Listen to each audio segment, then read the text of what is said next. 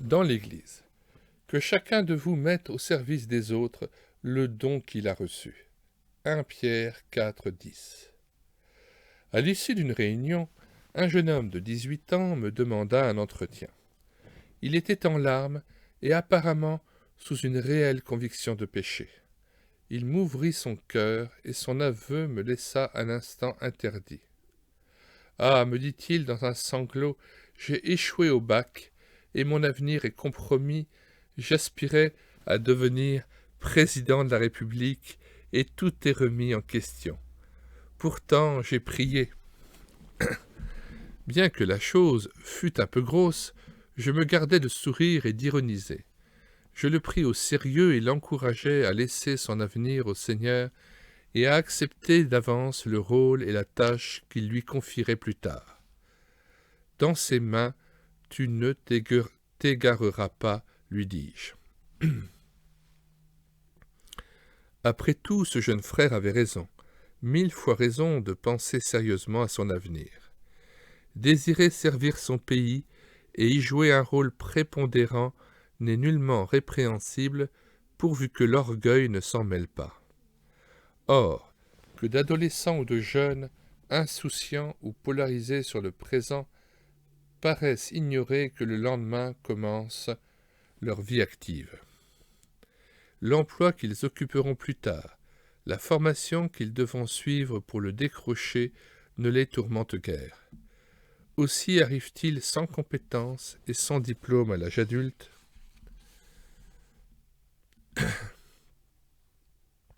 ne sachant trop quel métier entreprendre alors qu'ils sont doués et intelligents. Heureux le temps où, à 12 ou 13 ans, l'adolescent était placé comme apprenti chez un artisan qualifié qui, lentement mais sûrement, le formait pour être plus tard un bon ouvrier, voire un excellent patron.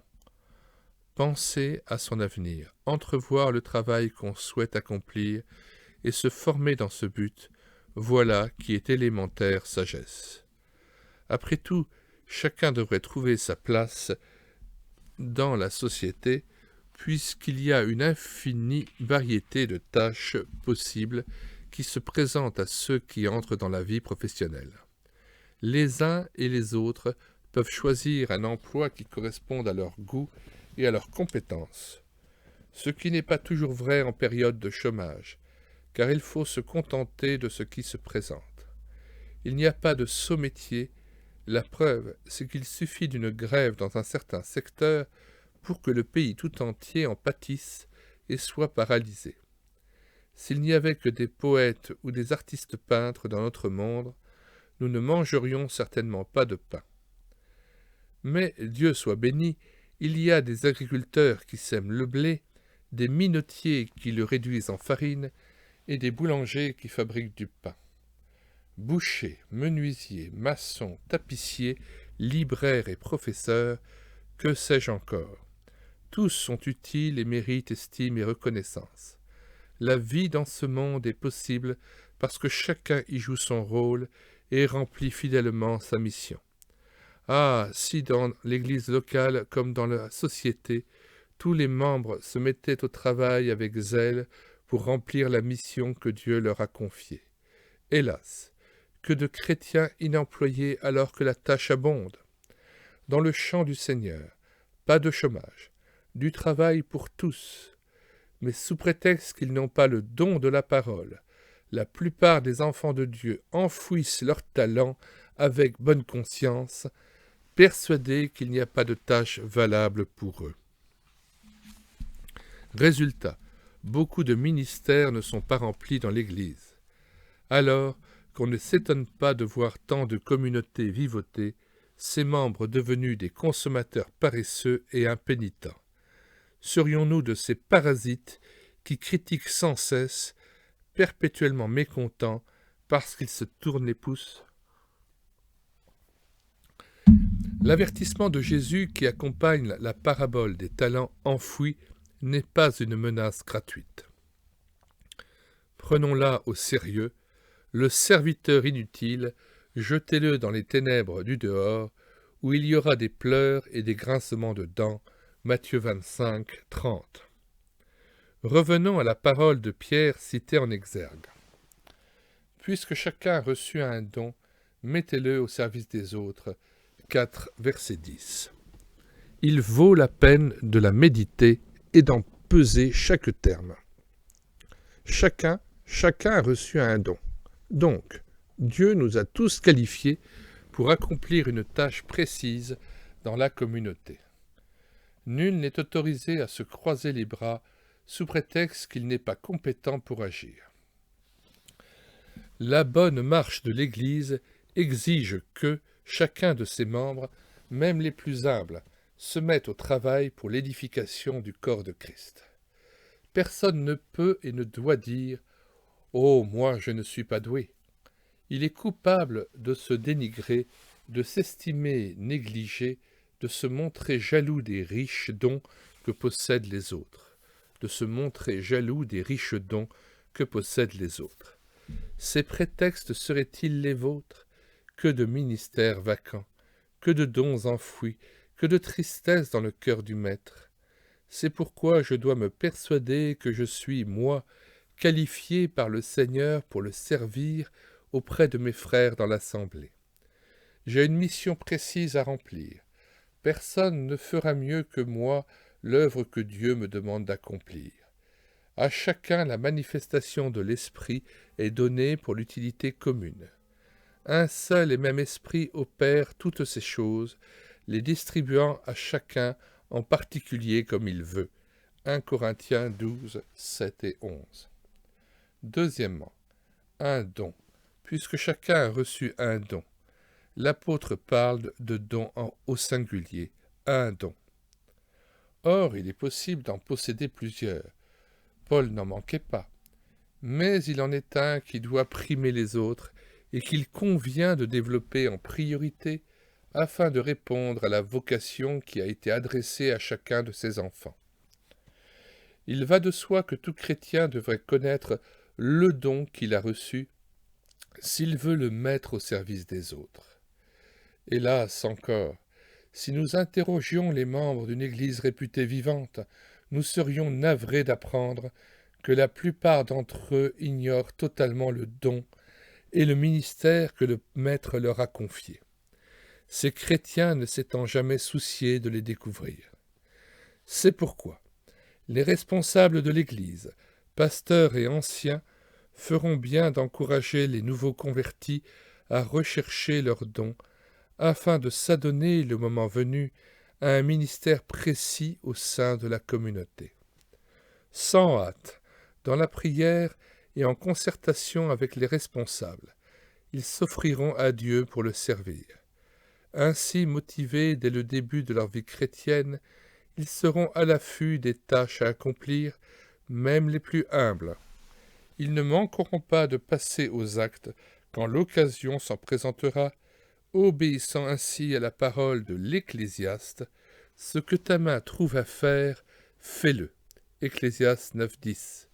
C'est sans doute la meilleure façon de découvrir le don recherché. Quoique je sois encouragé par l'Écriture à aspirer aux dons les meilleurs, ou à une charge précise, 1 Timothée 12.31, 1 Corinthiens 12.31, 1 Timothée 3.1, le Dieu souverain distribue les dons comme il l'entend. Donc, de la soumission lorsque nous lui exprimons nos désirs, pas de hâte ni de déception. Un seul et même esprit distribue à chacun en particulier, comme il veut, le don, la manifestation de l'esprit, pour l'utilité commune, 1 Corinthiens 12, 11 et 7.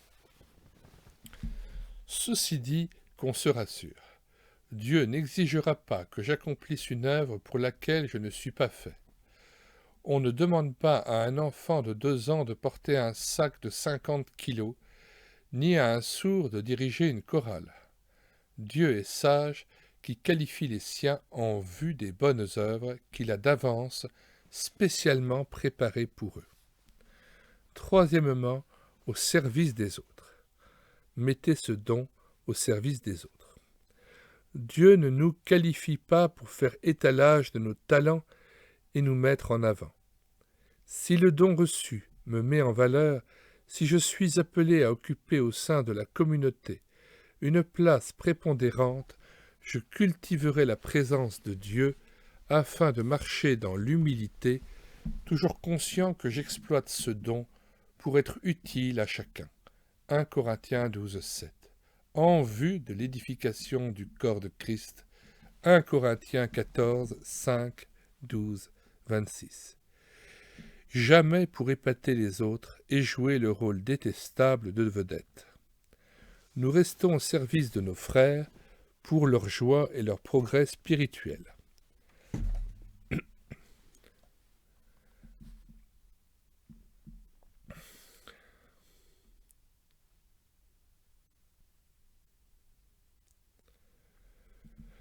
À la gloire du chef de l'Église. Nous restons au service de nos frères pour leur joie et leur progrès spirituel, à la gloire du chef de l'Église. Ici, prêtons l'oreille aux propos de l'apôtre Paul. Que tout ministère s'exerce dans l'humilité, chacun veillant à ne pas empiéter sur celui des autres. N'ayez pas une opinion exagérée de votre importance, mais que chacun de vous s'efforce de se faire une idée juste sur lui-même. Ne surestimez pas vos capacités, n'aspirez pas à ce qui dépasse vos possibilités ou qui déborde votre vocation. Acceptez vos limites, celles que vous tracent les dons particuliers qui vous ont été départis en vertu de votre foi. Romains 12.3, transcription Alfred Kuhn. Donc, pas de concurrence ni de compétition dans l'Église. Chacun à sa place, dans la paix et la soumission réciproque. Dieu honore ceux qui le servent fidèlement.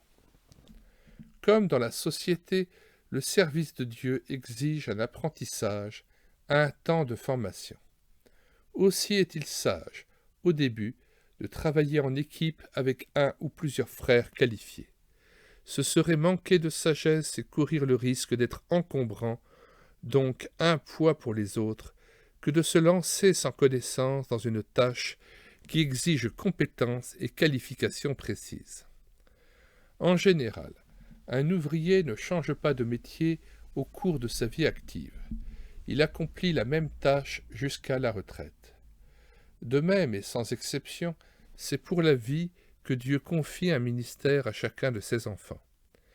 Il est dommage, par exemple, que des moniteurs d'école du dimanche qui se sont formés durant plusieurs années laissent brusquement la place à des personnes inexpérimentées justement au moment où ils ont acquis de la bouteille. On se perfectionne pour durer et pour préparer la relève. Ajoutons qu'il n'y a pas de bons ouvriers sans solide préparation intérieure. Le serviteur, quel qu'il soit, mais surtout s'il est en vue, entretient un amour réel pour la parole de Dieu qu'il médite et étudie jour après jour dans un esprit de soumission. De plus, il cultive une vie intérieure réelle ainsi qu'un dévouement constant pour le prochain. Répétons-le en terminant. Le travail dans l'Église ne manque pas. Les textes qui suivent en fournissent la preuve. Veillez les uns sur les autres pour vous exciter à l'amour. Hébreux 10, 24. Priez les uns pour les autres. Jacques 5, verset 16. À ce sujet, il est bon de se procurer la liste des membres de l'Église afin d'intercéder fidèlement pour chacun d'eux. Portez les fardeaux les uns des autres. Galates 6, 2. Consolez-vous les uns les autres. 1 Thessaloniciens 4, 18. Exhortez-vous les uns les autres par des psaumes, des hymnes et des cantiques spirituels. Colossiens 3, 16, Éphésiens 5, 19. Soumettez-vous les uns aux autres. Éphésiens 5, 21. Ayez les mêmes sentiments les uns envers les autres. Romains 15, 5. Confessez vos péchés les uns aux autres. Jacques 5, 16. Rendez-vous serviteurs les uns des autres. Galates 5, 13 et 15. Soyez bons les uns envers les autres. Éphésiens 4, 32. Bénissez-vous mutuellement. Psaume 72, verset 17. Aimez-vous les uns les autres. Jean 13, 34. Question.